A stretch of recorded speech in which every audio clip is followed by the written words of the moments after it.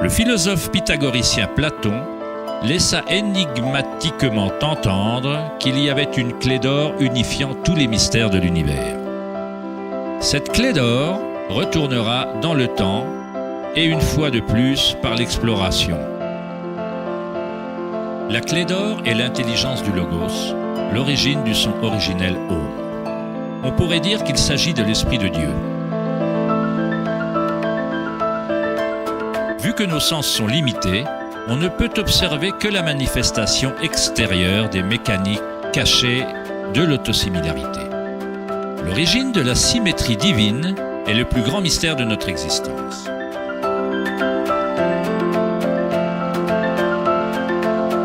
Bon nombre d'imminents penseurs de l'histoire, tels que Pythagore, Kepler, Léonard de Vinci, Tesla et Einstein, approchèrent le seuil du mystère. Einstein dit « Le mystère est la plus belle chose qu'on puisse ressentir. C'est l'origine de tout art et de toute science véritable. Celui qui ne ressent pas cette émotion, qui ne parvient plus à faire une pause pour s'émerveiller et se laisser impressionner, ne vaut pas plus que la mort. Il a les yeux fermés. » Nous sommes comme un enfant entrant dans une énorme bibliothèque pleine de livres en langues différentes. L'enfant sait que quelqu'un doit avoir écrit ces livres. Il ne sait pas comment. Il ne comprend pas les langues dans lesquelles ils sont écrits. L'enfant a la vague impression que ces livres sont arrangés selon un ordre mystérieux, mais il ne sait pas comment. Et c'est d'après moi l'attitude la plus intelligente d'un être humain envers Dieu. On voit un univers arrangé à merveille et obéissant à certaines lois. Nos esprits limités ne parviennent pas à comprendre la force mystérieuse qui déplace les constellations. Chaque scientifique qui approfondit l'univers et chaque mystique qui fait une introspection profonde finit par être confronté à la même chose, la spirale originelle.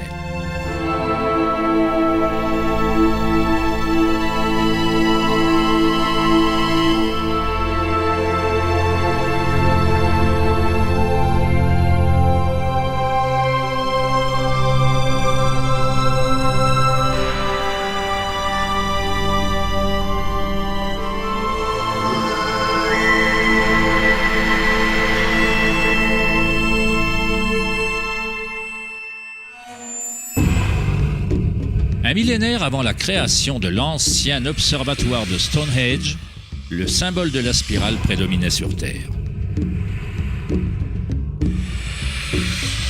On pouvait trouver des spirales anciennes dans toutes les parties du globe. On peut trouver des milliers de spirales anciennes similaires dans toute l'Europe, le Nouveau-Mexique nord-américain, l'Utah, l'Australie, la Chine, la Russie. Dans pratiquement chaque culture indigène sur Terre, les spirales anciennes symbolisent la croissance, le développement et l'énergie cosmique incarnée dans le soleil et dans les cieux. La forme de la spirale se miroite dans le macrocosme de l'immensité de l'univers même. Dans les traditions autochtones, la spirale était le symbole de l'origine énergétique, la mère originelle. Les spirales néolithiques de Newgrange, en Irlande, datent d'il y a 5000 ans.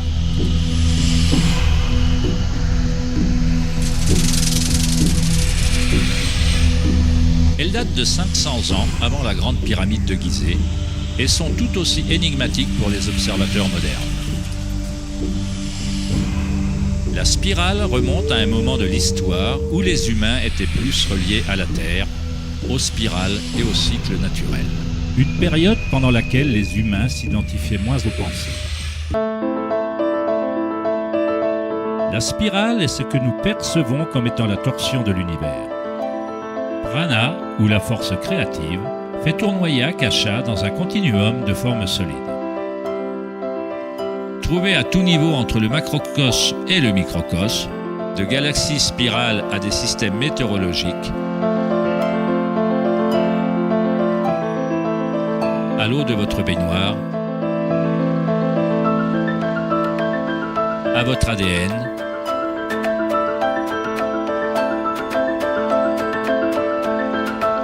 à l'expérience directe de votre propre énergie. La spirale originelle n'est pas une idée, mais plutôt ce qui rend toute condition et toute idée possible.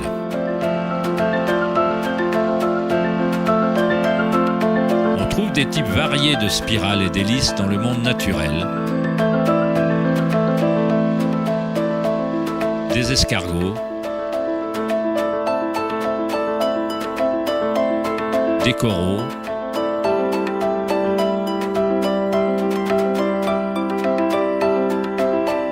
des toiles d'araignée,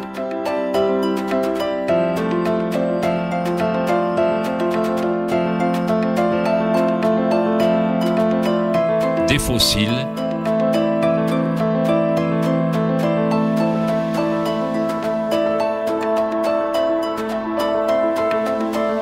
des queues d'hippocampe,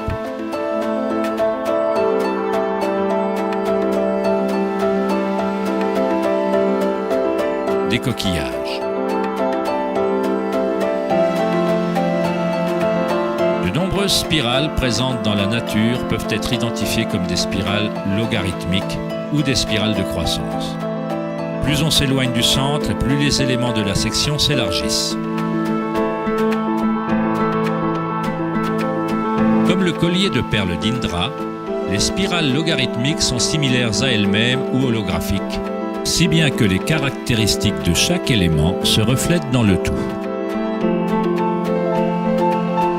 Dans l'ancienne Grèce, il y a 2400 ans, Platon considérait que la proportion géométrique continue était le lien cosmique le plus profond. Le nombre d'or ou la proportion divine est le plus grand secret de la nature. Le nombre d'or est la proportion telle que le rapport de A plus B est à A, ce que le rapport A est à B. Pour Platon, l'âme du monde s'unit dans une résonance harmonique. On peut observer un modèle pentagonal similaire à une étoile de mer ou à une tranche de gombo dans la trace que la trajectoire de la planète Vénus dessine dans le ciel nocturne sur une période de 8 ans.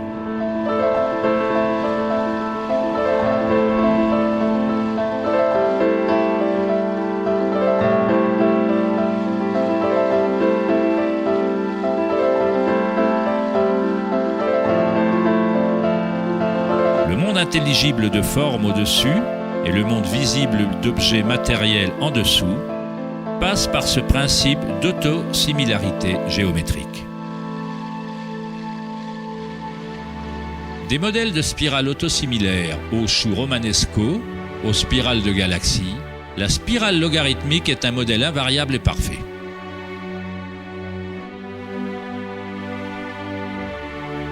Notre propre Voie lactée a plusieurs bras spiraux qui sont des spirales logarithmiques inclinées à plus ou moins 12 degrés.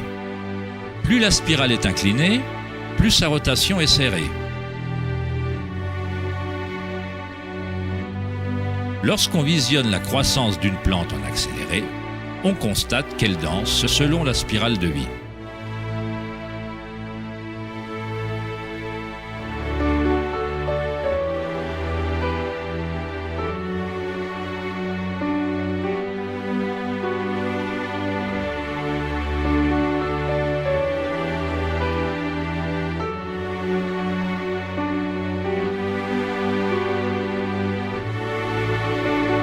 Une spirale d'or est une spirale logarithmique qui a un facteur de croissance équivalent au nombre d'or. Le nombre d'or est une relation mathématique particulière qui se répète dans toute la nature.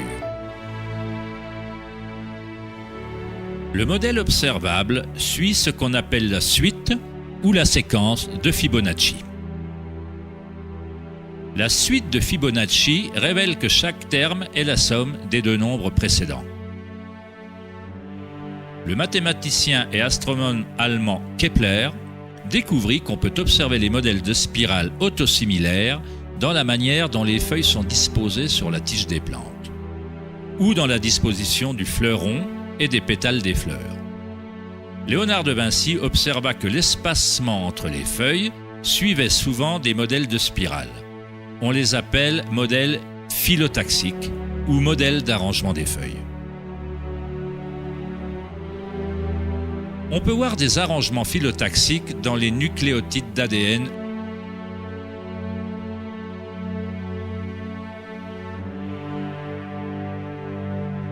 auto-organisés et dans tout, des arbres généalogiques de lapins reproductifs aux pommes de pin, aux cactus, aux flocons de neige, en passant par de simples organismes tels que les diatomées. La diatomée est un des types de phytoplancton les plus courants. De simples organismes monocellulaires nourrissant d'innombrables espèces dans la chaîne alimentaire.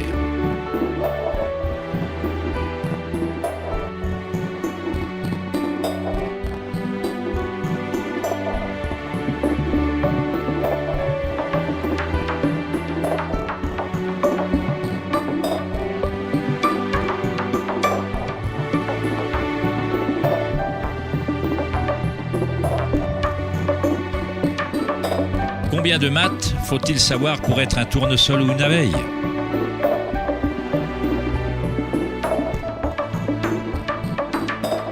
La nature ne consulte pas le département de physique pour faire pousser des brocolis. La structuration se produit automatiquement. Dans le domaine de la nanotechnologie, les scientifiques utilisent le terme auto-assemblage pour décrire la façon dont les complexes se développent sur le modèle de la phase hexagonale initiale de la formation de l'ADN. En nanotechnologie, des nanotubes de carbone se composent d'un arrangement similaire de matériel. La nature répète ce type de géométrie sans aucun effort, automatiquement, sans calculatrice. La nature est précise, extrêmement efficace. Selon le célèbre architecte et auteur Buckminster Fuller, ces modèles dépendent de l'espace-temps. L'ADN et la structure alvéolaire ont la forme qu'ils ont pour la même raison qu'une bulle est ronde. C'est la forme la plus efficace pour utiliser le moins d'énergie possible. L'espace lui-même a une forme et ne permet que certaines configurations de matière et adopte toujours par défaut ce qui est le plus efficace. Ce sont les modèles les plus solides et les plus efficaces de développer des structures architecturales telles que les géodes.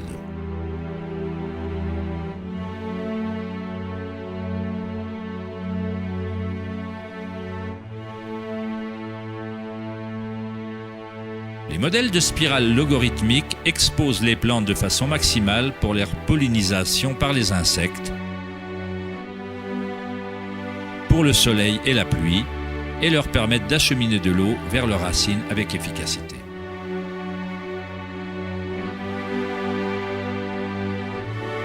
Les oiseaux de proie se servent du modèle de la spirale logarithmique pour s'abattre sur leur prochain repas. Voler en spirale est la façon la plus efficace de chasser.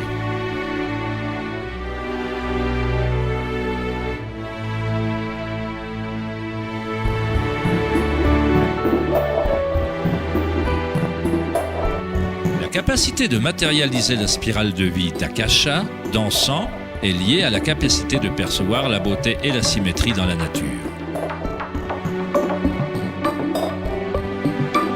Le poète William Blake écrivit « L'univers végétatif s'ouvre comme une fleur provenant du centre terrestre où se trouve l'éternité.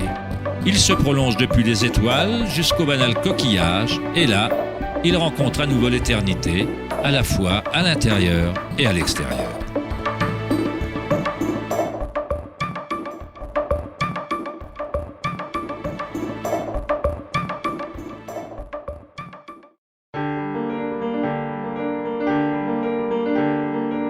L'étude des modèles de la nature n'est pas une science très courante en Occident, mais en Chine ancienne, elle était connue sous le nom de Li.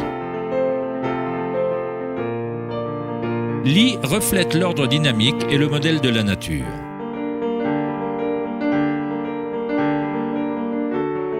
Mais il ne s'agit pas d'un modèle considéré comme quelque chose de statique, de figé ou d'immuable, comme une mosaïque. Il s'agit d'un modèle dynamique présent dans toute chose vivante.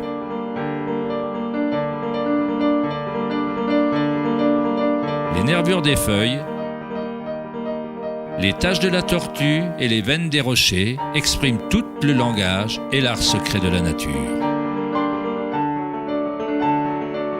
Le labyrinthe est l'un des nombreux modèles de Li. On le trouve dans les structures coralliennes, les champignons comme les morilles, les choux et le cerveau humain.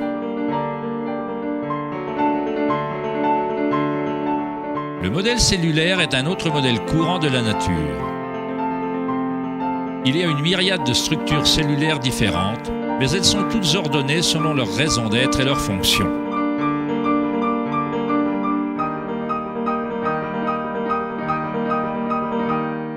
On peut aisément se laisser hypnotiser par le jeu incessant de formes. Mais le plus intéressant, c'est que certaines formes archétypes semblent être entièrement tissées dans l'étoffe de la nature. Un autre modèle lit, ou modèle archétype, est celui de la ramification, observable à tous les niveaux et à toutes les échelles fractales.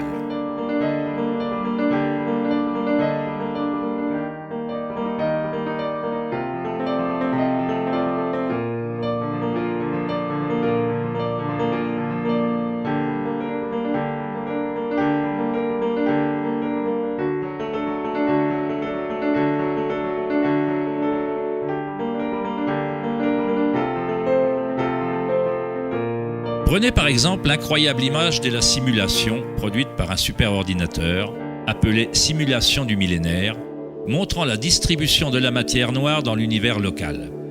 Elle a été créée en Allemagne par la société Max Planck. La matière noire est ce qui, avant, était considéré comme l'espace vide. Cela ressemble à un système nerveux invisible fonctionnant dans l'espace entier.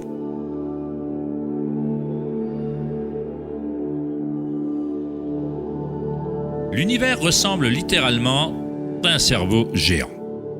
Il pense constamment à utiliser un type d'énergie noire ou cachée, que la science commence seulement à comprendre.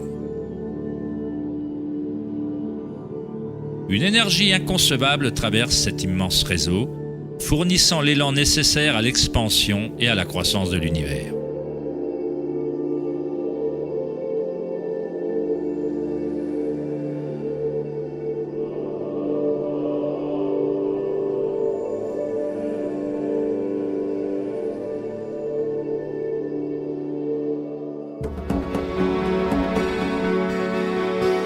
Quand on crée des conditions favorables, la nature crée automatiquement des ramifications. La nature est une machine à engendrer l'art ou un moteur à créer la beauté. Ici, on utilise de l'électricité pour faire pousser des branches de cristal d'argent. Le métrage en accéléré montre leur croissance sur plusieurs heures. Des cristaux se forment sur la cathode en aluminium alors que des ions sont électrodéposés par une solution de nitrate d'argent. La formation s'organise d'elle-même.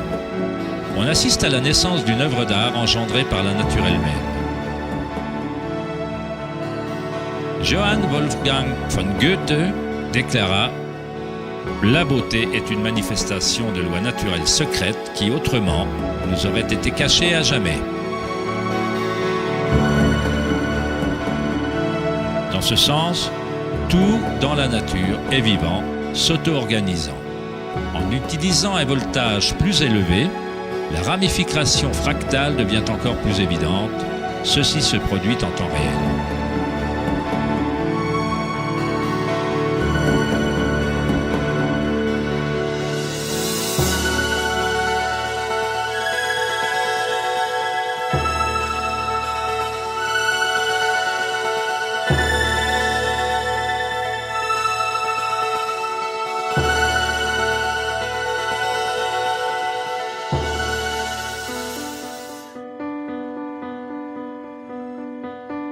On trouve des structures et des modèles similaires à un arbre dans tout le corps humain. Les systèmes nerveux connus par la médecine occidentale existent, bien entendu. Mais dans la médecine chinoise, ayurvédique et tibétaine, les méridiens énergétiques sont essentiels à la compréhension du fonctionnement du corps.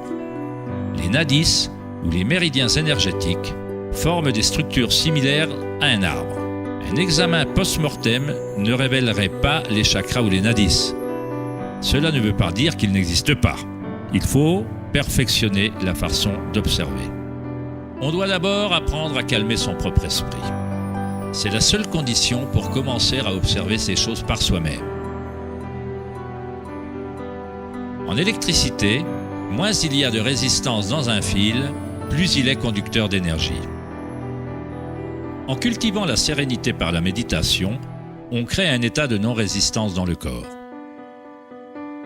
Prana, ou Chi, où l'énergie intérieure est simplement notre vitalité intérieure, ce qu'on ressent quand on amène sa conscience à l'intérieur du corps.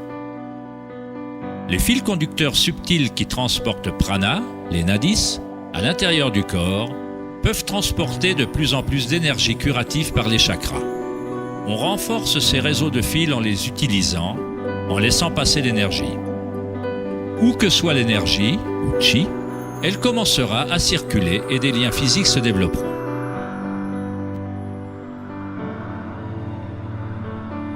Dans le cerveau et le système nerveux, les modèles de réseaux physiques se forment par la répétition. En portant continuellement son attention à l'intérieur et en diminuant la résistance aux associations expérimentées, on augmente sa capacité énergétique.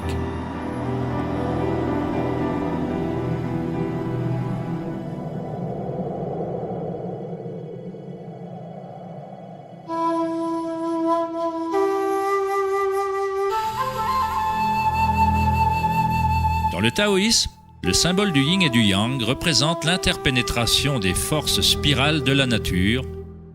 Le yin et le yang ne sont pas deux et ne sont pas un. L'ancien concept du hara est représenté par le yin et le yang, ou la spirale tourbillonnante. C'est le centre de la puissance situé dans le ventre, en dessous du nombril. Hara signifie littéralement mer ou océan énergétique.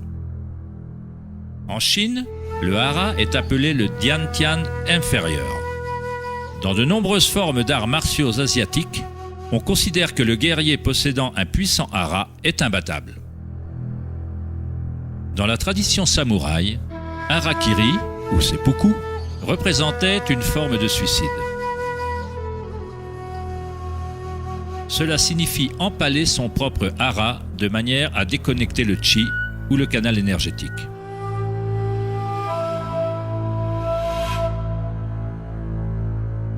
Se déplacer du centre crée un mouvement gracieux qu'on ne voit pas que dans les arts martiaux.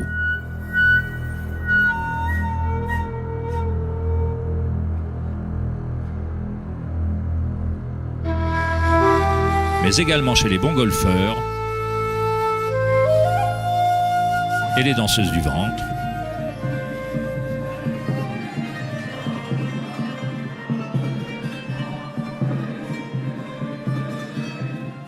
Et les derviches tourneurs soufis.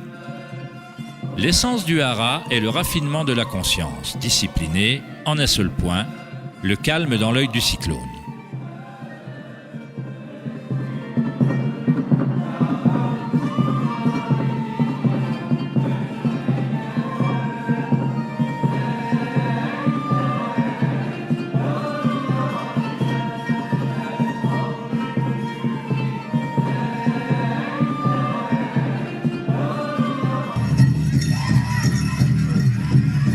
C'est l'intuition reliée à une source énergétique.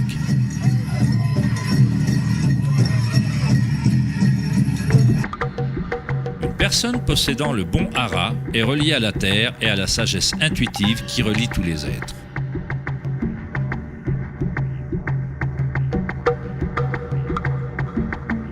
Penser avec son ventre, hara del Gandanasai, c'est puiser dans sa sagesse intérieure.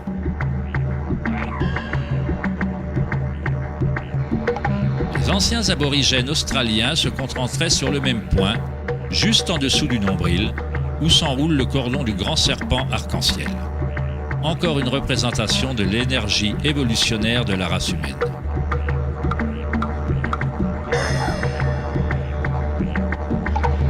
Qu'une nouvelle vie commence dans le hara n'est pas une coïncidence.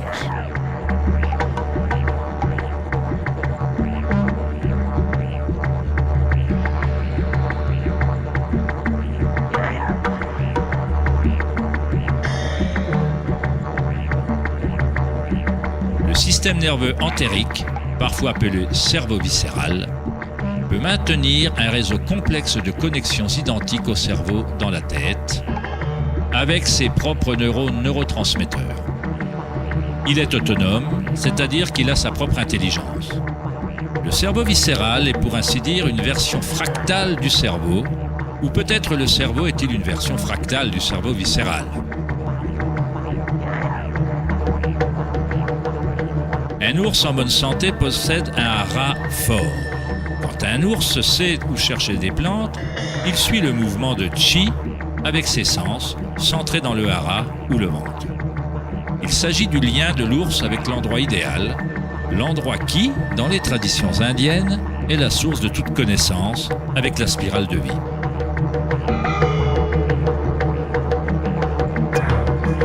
Mais comment les peuples anciens connaissaient-ils la spirale, alors que la science moderne commence seulement à reconnaître sa signification ?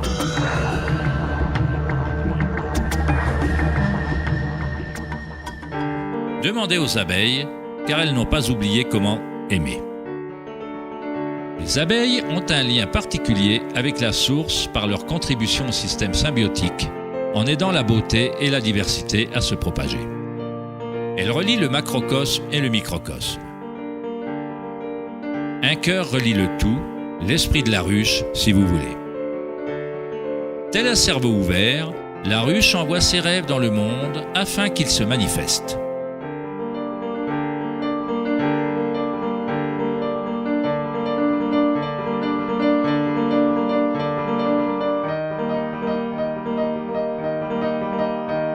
Dans la nature, de nombreuses créatures savent comment agir à l'unisson, se déplacer avec un seul esprit, dans une seule direction.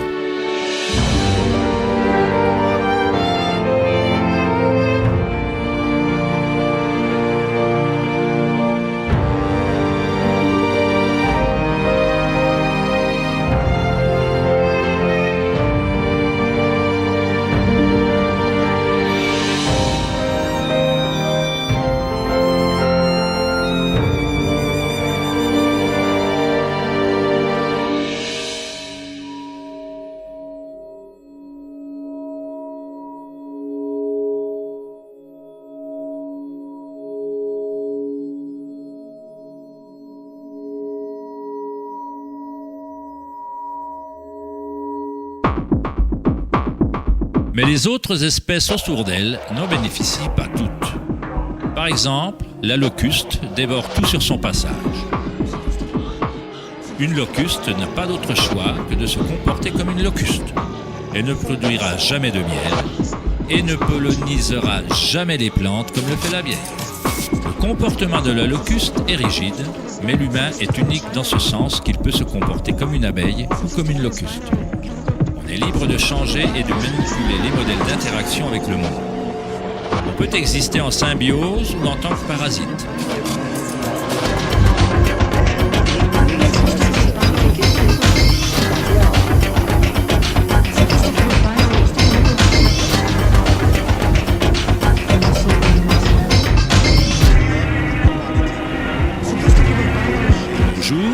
Les humains tentent de comprendre la spirale avec un esprit rationnel, mais sans jamais penser à se relier à la spirale de vie.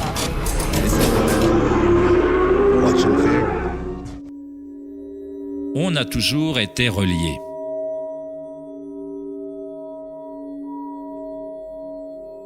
La pensée est ce qui nous a maintenus dans l'illusion d'être différents, d'avoir nos propres identités. La pensée crée la différence. L'expérience de la limitation. Plus on se conforme à la pensée, plus on se déconnecte de la source. Les cultures anciennes, moins axées sur la pensée, s'harmonisaient avec la spirale d'une manière plus directe et plus personnelle que de nos jours. Dans l'Inde ancienne, Kundalini représente l'énergie intérieure remontant l'épine dorsale selon le modèle du serpent ou de l'hélice. En Inde, dans les traditions anciennes du yoga, les mondes intérieurs des gens étaient comparables, à cette époque, à ceux des cultures se concentrant sur le hara. Équilibrer la force de la spirale avec le calme de sa conscience comme témoin, c'est s'aligner avec son plein potentiel évolutionnaire. s'épanouir en un être qui était prédestiné à devenir l'être unique à multiples facettes. Ida, le canal féminin ou lunaire, est relié à l'hémisphère droit du cerveau, et Pingala, le canal masculin ou solaire, est relié à l'hémisphère gauche du cerveau. Quand ces deux canaux s'équilibrent, l'énergie remonte un troisième canal, Sushumna, le long du centre de l'épine dorsale, stimulant les chakras et libérant le plein potentiel évolutionnaire. Chakra, dérivé d'un ancien mot sanskrit, signifie roue énergétique. Kundalini n'est rien moins que la spirale originelle qui fait danser la vie humaine dans l'existence. Il s'agit d'un ordre différent d'énergie que celui qu'on comprend normalement, comme une passerelle entre la matière brute et les énergies les plus subtiles. La passerelle, c'est vous. Kundalini n'est pas une énergie qu'on impose par la volonté, les efforts ou les frictions. C'est comme faire pousser une fleur. Tout ce qu'on peut faire, en bon jardinier, c'est préparer le sol et rendre les conditions propices et laisser la nature prendre son cours. Si on impose à une fleur de s'ouvrir prématurément, on la détruit. Elle pousse avec sa propre intelligence, avec ses propres instructions préorganisées. L'esprit égotique, arrêté sur le monde extérieur, est ce qui empêche d'expérimenter sa vraie nature vibratoire intérieure. Quand la conscience se tourne vers l'intérieur, elle s'assimile aux rayons du soleil et au lotus qui commence à pousser.